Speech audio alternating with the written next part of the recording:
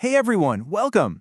Today, we're going to talk about something incredibly powerful, something we use all day, every day, but that most of us completely overlook, and that is our voice tone. How often do we really think about how we sound? Well, let's dive in. Does this sound familiar? You know, that feeling that your voice could be doing more for you, maybe conveying a bit more confidence or warmth or authority, but you're just not sure where to even begin. If that's you, you are definitely not alone. So, let's build a practical toolkit you can start using right away. You see, your voice has this hidden power. It literally shapes the atmosphere of a room. It can make people lean in and listen, or it can make them tune out completely. So let's start by really understanding what that power is. Okay, first things first, we've got to bust a huge myth. The idea that to be more impactful, you just need to be louder. That is such a common mistake.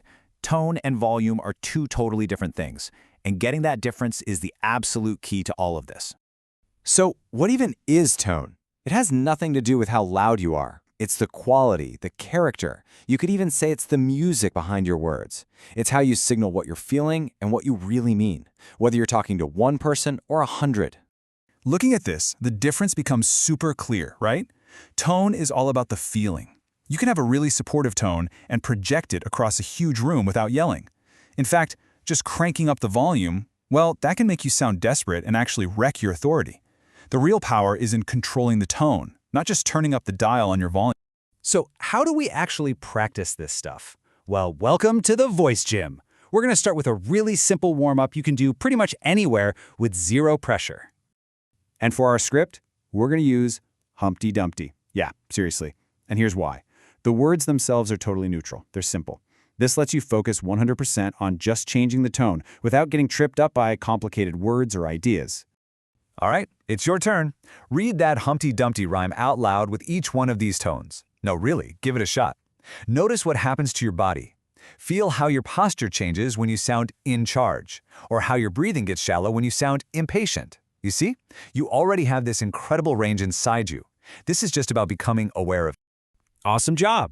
Now that you're all warmed up, let's build an on-stage toolkit with some practical tones you can actually use in your everyday life. Look at this. It's like a vocal Swiss Army knife. You can see how different situations just call for completely different tones, right? You wouldn't use an authoritative voice to give supportive advice.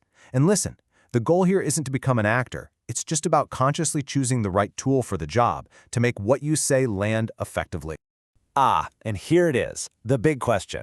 Because the second we start trying to sound a certain way, it can feel so fake, so forced. You feel like a total phony. So how do you find that authenticity when you're consciously trying to change your tone?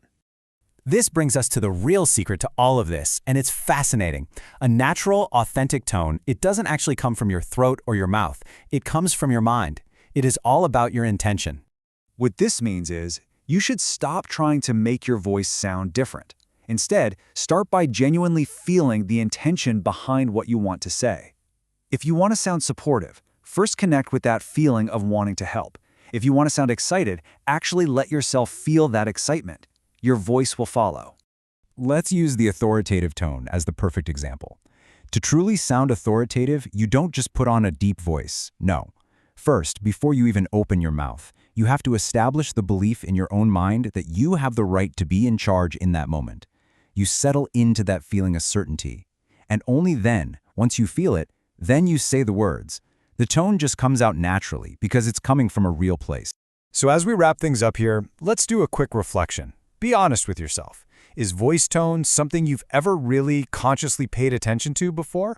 And what's your default setting? We all have one. You know, that go-to voice we use for most of our day-to-day chats. Is it kind of factual? Is it warm and friendly? Is it maybe a little hesitant? Just think about that for a second. And for the final thought, look back at that list of tones we practiced, from humorous to authoritative to overjoyed. Are there any on that list that you realize you'd pretty much never use? Because maybe, just maybe, that's the most interesting and fun place for you to start experimenting. Expanding your vocal toolkit is one of the fastest ways there is to expand your impact.